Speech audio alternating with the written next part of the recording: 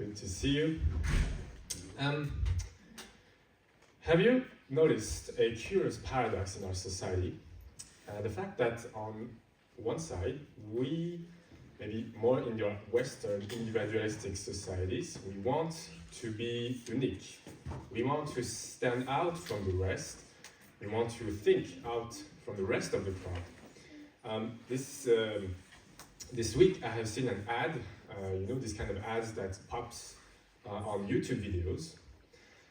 Before you start a video, there was a man in a fine suit, really classy, and saying 99% of all people invest by putting their money in the bank, but only the 1% smartest people use this unknown technique that will allow you to have true financial freedom. This attracts us to see, okay, there's something that is not mainstream, and I want to follow that. So we want to be unique, we want to stand out from the rest. And on the other side, we also desire deeply to belong to a community, to a group of people. And this is concerning all of us. Whether you are a believer or not, we are craving for belonging to a group. There's no hardest thing to be rejected by people. We want to be accepted.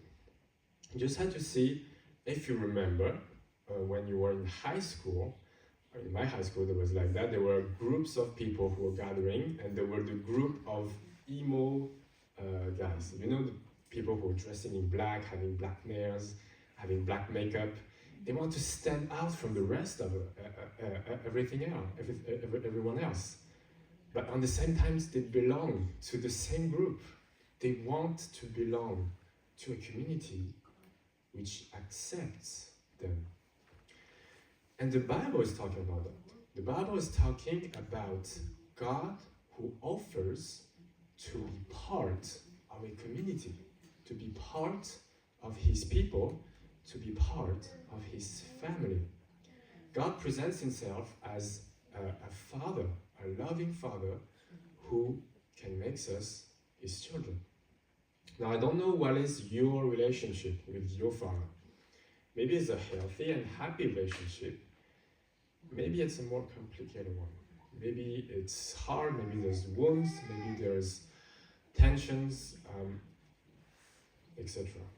And our fathers on earth are failing fathers. But the God of the Bible is the perfect and good father. All what we want for our fathers to be, God possesses all that and even beyond. And if you belong to a group, if you belong to a family, if you belong to a community, well, you're expected to behave according to the culture of the group. If you belong to a sports club, for example, well, you're expected to practice the sports. If you belong to a group of friends, well, we spend time with these friends. If you belong to a music band, you're expected to play the music with the other people. So when we belong, when we believe that we do belong to a group, to a community, well, it will naturally then give us to behave according to this group. And so in the text Nathaniel just read, we are talking about the fact that belonging to God's family, believing that God is our Father, belonging to our Father, will lead us to behave according to that. So there are two behaviors children of God will adopt, two essential behaviors the children of God will adopt. One is practicing righteousness, and the second is loving his brothers and sisters. So we're gonna explore that. So I invite you to open your Bibles to see with me and to check with me in the text of 1 John chapter 3. 1 John chapter 3, we're going to go through all the chapter and see in the next text how children of God are meant to practice righteousness and love their brothers and sisters. So first of all, from verse 1 to verse 10, verse 1 to verse 10, practicing righteousness. So, John is saying, and actually, why are we talking about righteousness? If we go just a verse before, just up from the big three, if you have seen the verse 29 of chapter 2, so the chapter 2 is ending, it's already getting us into this idea. If you know, chapter 2, verse 29, if you know that he is righteous, you may be sure that everyone who practices righteousness has been born of him. And so, he gets to chapter 3. See what great love the Father has lavished on us that we should be called children of God. And this is what we are. We belong to God's family. We know that we are children of God. We know that we are born again. And so, we are meant to practice righteousness. So you see, this new birth, belonging to the family of God, is then leading us to behave according to the righteous God, who is the father of this family. If you consider adoption, for example, when parents are adopting a child, they never ask the child to pass some test, to prove that they are worthy of belonging to this family. No, they do that out of love. They want to love their children. They want to love this adopted child. They want to provide for a safe, for a nurturing, for a loving environment. But once this child is into the family, then if there's other brothers and sisters, and imagine he starts to be mean, insult others, well, the parents will educate this adopted child. They will say, now that you're part of family, you are loved, this is secure, but you're expected to behave according to the family rules. And this is the same with God. We are part of his family. We are brothers and sisters. And so we want to behave according to this righteous God. And see here, if we continue, verse 2 and 3, it's not only something that has happened, we belong to God, we are already children of God, but it's also something that will happen in the future, that is shaping, which is shaping our behavior.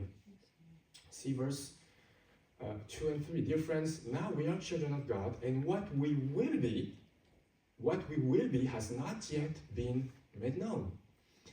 But we know that when Christ appears, we shall be like him. Verse 3, all who have this hope in him purify themselves just as he is pure. Imagine you are preparing a professional meeting with a very important person. You want to ask maybe for an increase of salary or for an opportunity, a professional opportunity. You will prepare. You will take a shower, you put nice clothes, and then you will start to, you're in front of your mirror and you start to rehearse. Okay, hello sir, okay, it's an honor to work with you. Considering what I've done for the company, I would like, if possible, to have this increase of salary. So you're already preparing your mindset to meet this person. So you're anticipating this meeting, and it's shaping already your behavior right now. So our hope to meet God one day, to meet the righteous and pure God, is already shaping our behavior now.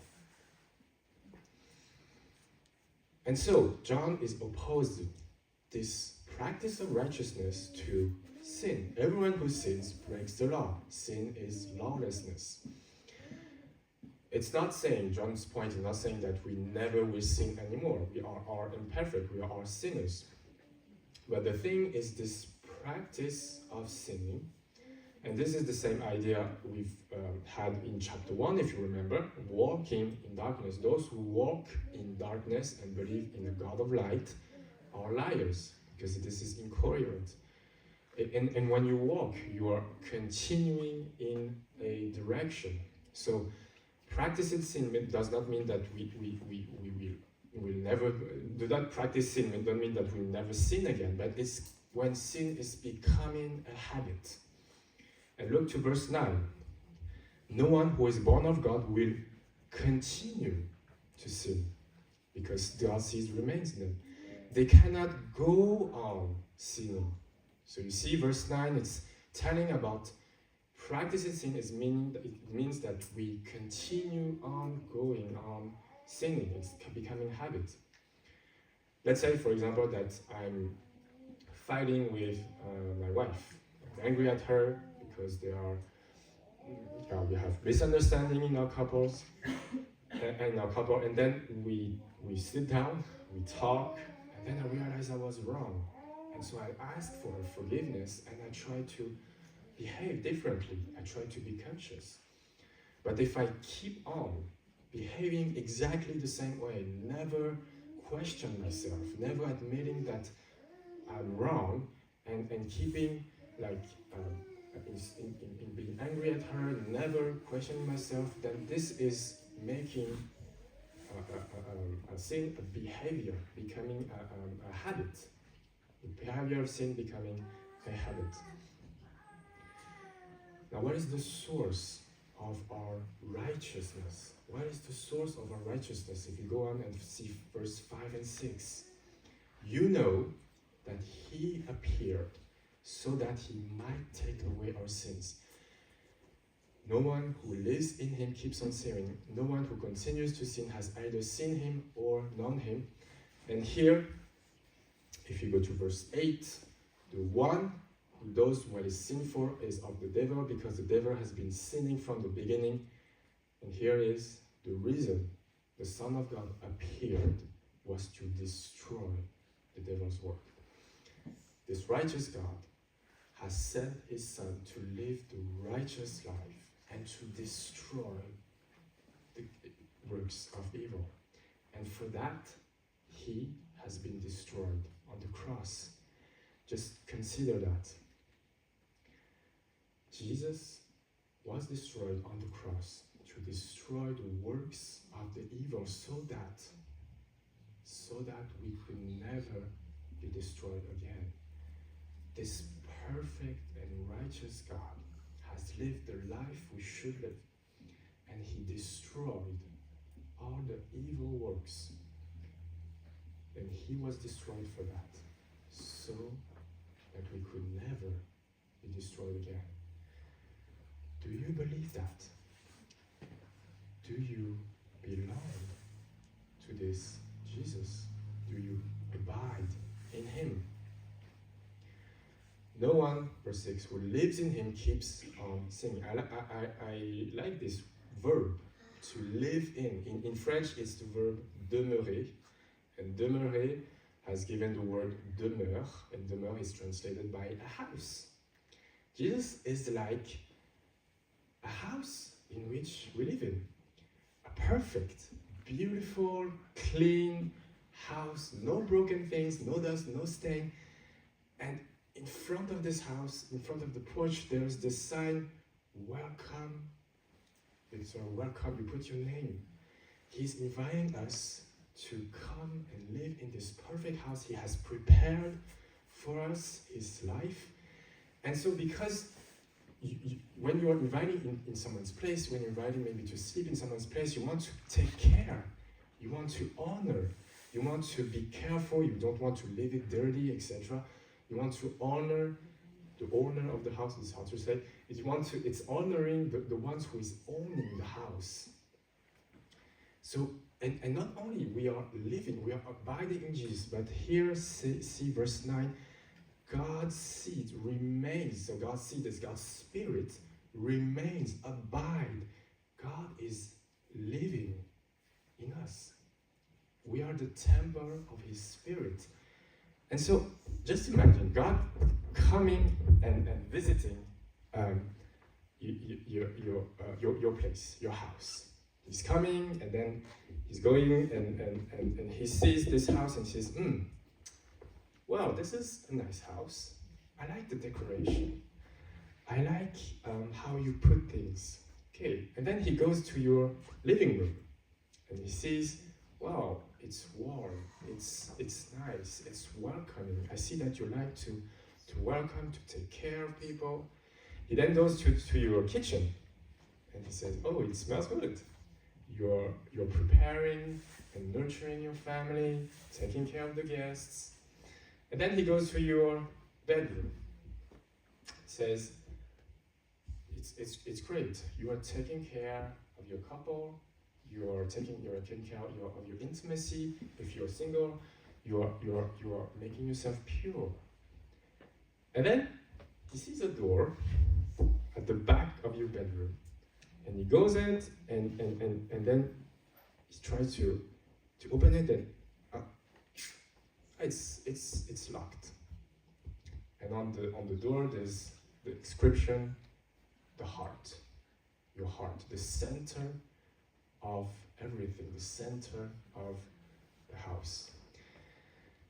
And says, would you give me the key to open this door? And then you look a bit embarrassed, you're looking at your feet, you don't want to look at God. It's hard to let God penetrate and invite Him in our life, in our hearts, and change. We don't want to see, and sometimes we are locking the door of our hearts, so we don't want to see what's inside, what the ugliness. And to this, God is saying to you, I remind you that it's my property. It's my house. You belong to me. And so, I know that it's hard and that it's not easy to see what's inside, but I assure you, when I'm done with this house, with your heart, it will be beautiful. Are you ready for God to visit your heart, to let it change, to change it? This is being done if we start to behave righteously because we belong to a righteous God. Second aspect, loving our brothers and sisters. And these two ideas are not disconnected. You see in verse 10, we have the link, verse 10. This is how we know who the children of God are and who the children of the devil are. Anyone who does not do what is right is not God's child, nor is anyone who does not love their brother and sister. And so, that's why in verse 11, John is starting with, for this is the message you heard from the beginning. So you see when we have this word for, or that's why, or because, this is this connection between what is before, what is after, and here is the logic. Righteousness is leading to love one another. And John is using an example. The first example of a problem of love between brothers, which is Cain and Abel. So if you don't know the story, Cain and Abel were trying to please God, and one of them has done one of the best harvest ever. He brought to God beautiful organic fruits, juicy, and the other, Cain, he did the most epic hunting game ever. He brought animals before God, but God preferred the fresh fruits, and so Cain grew jealous of his brother and he killed Abel. And why? Why did he murder his brother? Because he hated him.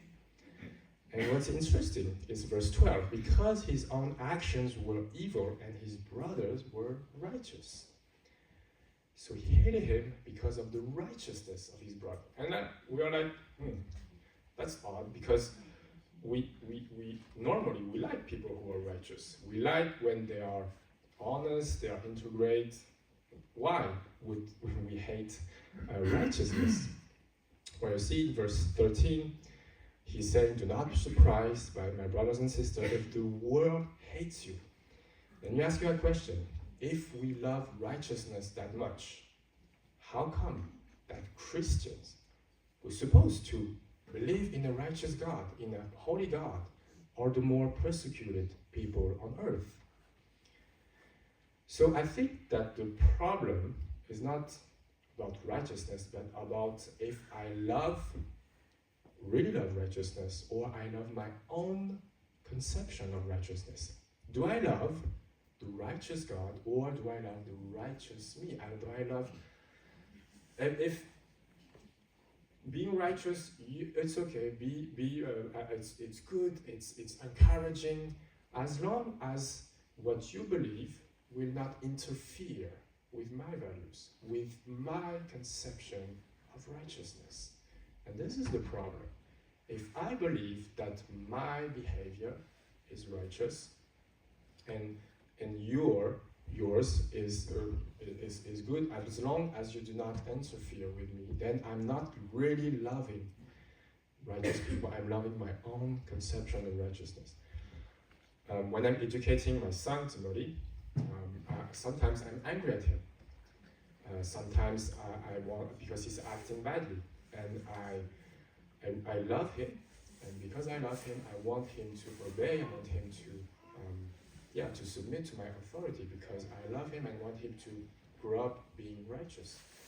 But sometimes I yell at him very loudly. Remember one time I yelled at him very loudly, and he was afraid. He would not recognize me.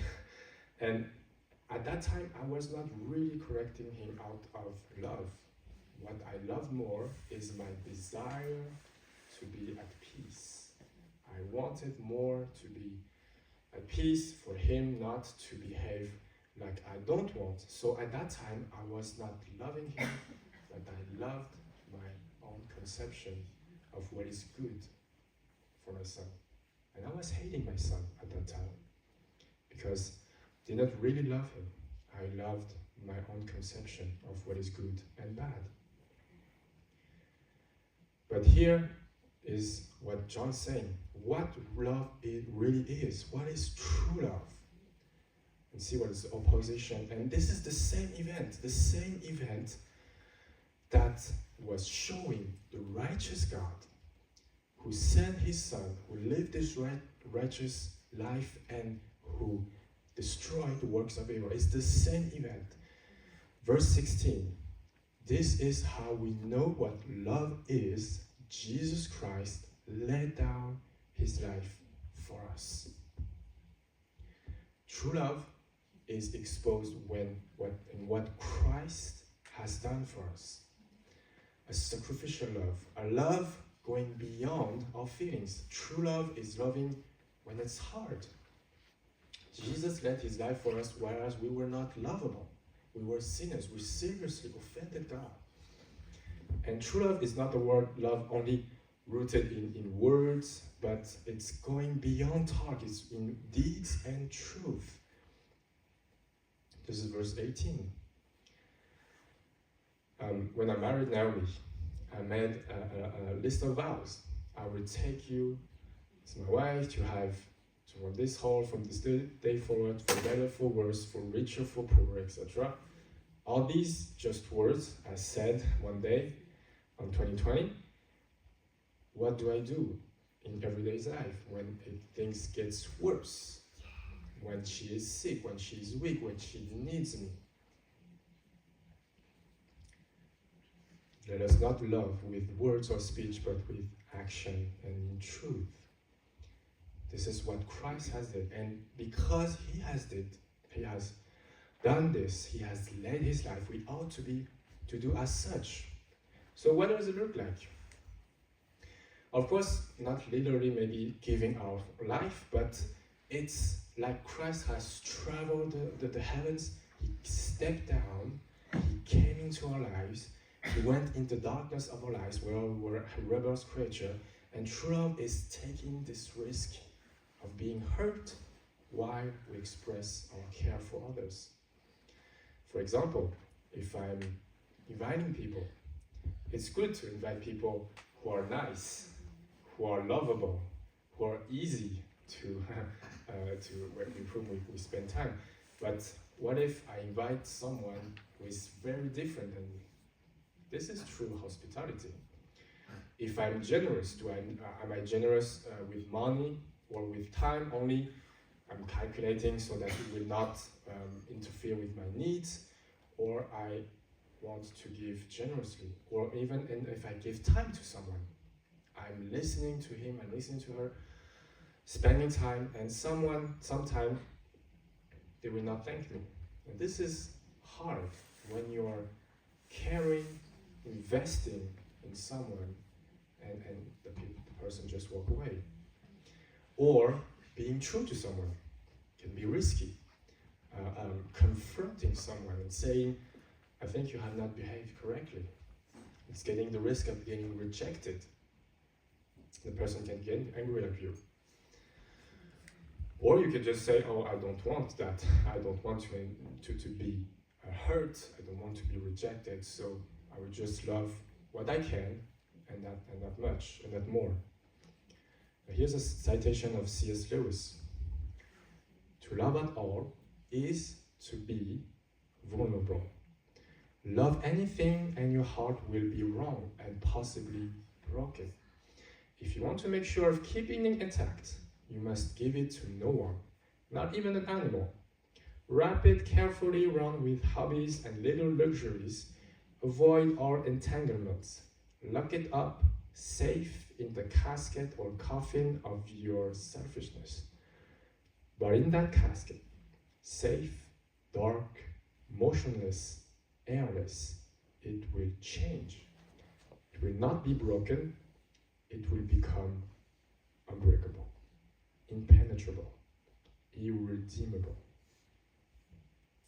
Do you want your heart to be protected from all wound, but so protected that we become a stone, cold, impossible to change?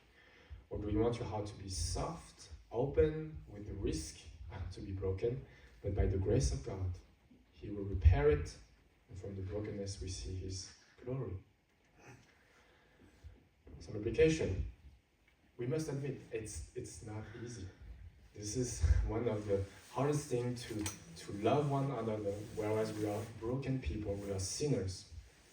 And I must admit, there are brothers and sisters that are very different than me in their character, in their personality, and it's hard for me to love them. And I'm sure maybe some of you are having trouble to love me because I'm different than you. And I can give an example with my parents. My mom, for example, it's not always easy to love my mom. She's having Chinese culture. I grew up with a mix of two cultures, and she's giving lots of advices. You know, Chinese people like to give advices, and it's good because it's a way to express love. In Chinese culture, in Asian culture, when something is good, and we want people to have it, when it's objectively good, when it's good for the community, then we want them to have it. If this food is good, then take it. If this life hack is interesting, then take it. But in European countries, loving people, we say, I respect your opinion. You do what you want. Okay, I share with you, but I love you and I respect your opinion. But for Chinese culture, for Asian culture, doing that is cold. It's like, I don't want to invest in your life. So you see, differences in how we express our love may result in being hurt. And I'm learning. And I think we will learn because we are, as we grow in Christ, we are different people. We are an international church. We have different culture, different ways we are expressing our love. And we will learn as we get closer together that the way we express love are different. And I'm learning that with my mom. When my mom is sharing a lot of things, I try to say to her, thank you. Thank you for your care. Thank you for your love. And she's also learning to say at the end of each of our conversations, she says, I respect and you will do what you want. She learned to say that, and I felt that she's learning also to express her love and in the way I can understand it. And this is also love. And we grow together around Christ as we learn that, and this is our vision in our church. Now finally, what is this love changing? This is the last verses from 19 to 24. This is how we know that we belong to the truth and how we set our hearts at rest in His presence. If our hearts condemn us, we know that God is greater and He knows everything. John is saying, because we could say, okay, I'm not behaving correctly, I'm not behaving righteously, I'm really loving, am I really a believer? And He's assuring us, it's because we belong to Him, it's because this behavior is flowing, this is showing that we do really are His children. It's like a tree, you know, how do you recognize an apple tree, a fruit tree? By the fruits it's bearing, by what's visible.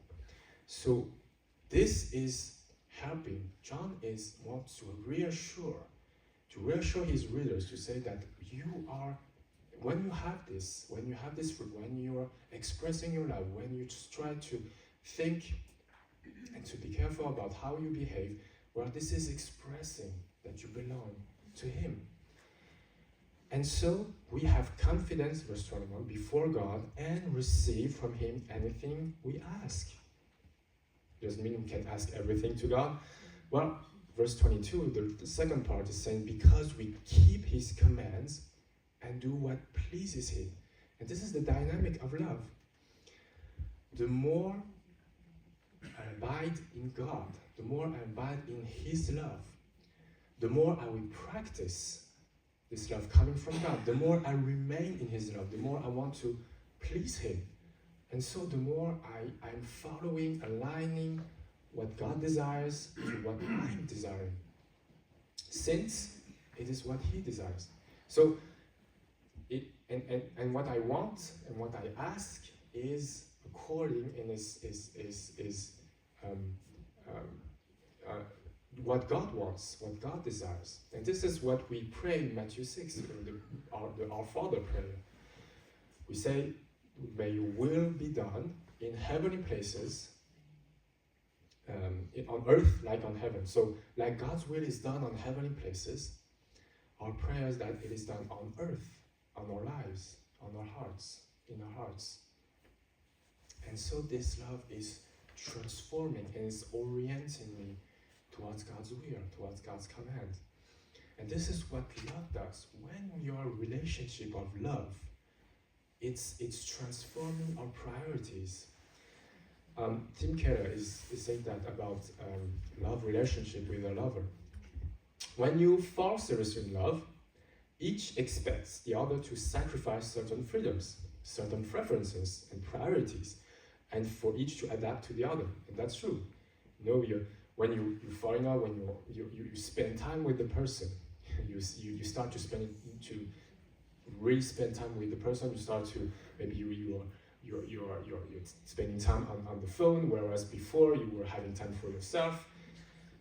And here's what he's saying. From the outside, amused friends may perhaps think she's leading him by the nose. When I started dating Naomi, lots of my friends were saying, okay, now you're spending less time with us. We know that you fall in love, that you fell in love.